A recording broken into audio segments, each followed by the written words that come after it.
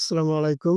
শুরু করতেছি ২০২৫ সালের ময়মনসিংহ বোর্ডের যে গণিত প্রশ্ন হয়েছে আজকে, সেই গণিত প্রশ্নের সেট যে খ আছে, সে খ সেটের সমাধান নিয়ে ১ নম্বর যদি আমরা প্রশ্নটা দেখি, ১ নম্বরে ছিল log 2 এবং তার উপরে 1/4 এর মান কত? এর উত্তর ছিল হচ্ছে ক নম্বর -2। ২ নম্বর যে প্রশ্নটি ছিল তার উত্তর হবে হচ্ছে গ নম্বর এবং ৩ নম্বর যে প্রশ্নটি ছিল তার উত্তর হবে ক। ৪ নম্বর যে প্রশ্নটি ছিল sin 3a equal cosec 2a equal a এর মান কত?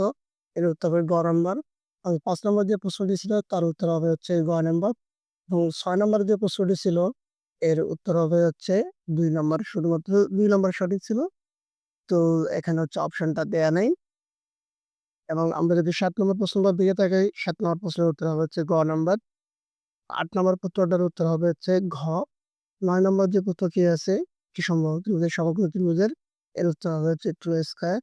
এবং ১০ নম্বর যে প্রশ্নটি আছে, এর উত্তর হবে ঘ নম্বর।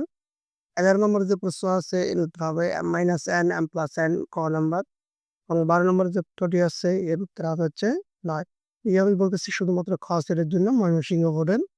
১৩ নম্বর যে প্রশ্নটি আছে সেটা হচ্ছে 24.44 এবং ১৪ নম্বর যে প্রশ্নটি আছে সেটা হচ্ছে 13 এবং ১৫ নম্বর প্রশ্নটি হচ্ছে 2 16 নম্বর প্রশ্নটি একইভাবে হবে হচ্ছে 0 এবং ১৭ নম্বর প্রশ্নটি হবে হচ্ছে খ নাম্বার। ১৮ নম্বর যে প্রশ্নটি হবে সেটার অ্যান্সার হচ্ছে খ নাম্বার এবং ১৯ নম্বর প্রশ্নটির উত্তর হবে ক নাম্বার।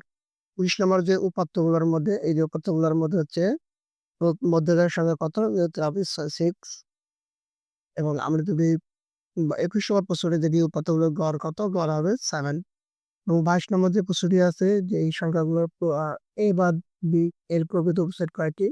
এর প্রকৃত উপসেট হচ্ছে ৭ টি এবং ৩০ নম্বর যে প্রশ্নটি আছে এর উত্তর হচ্ছে 11/9।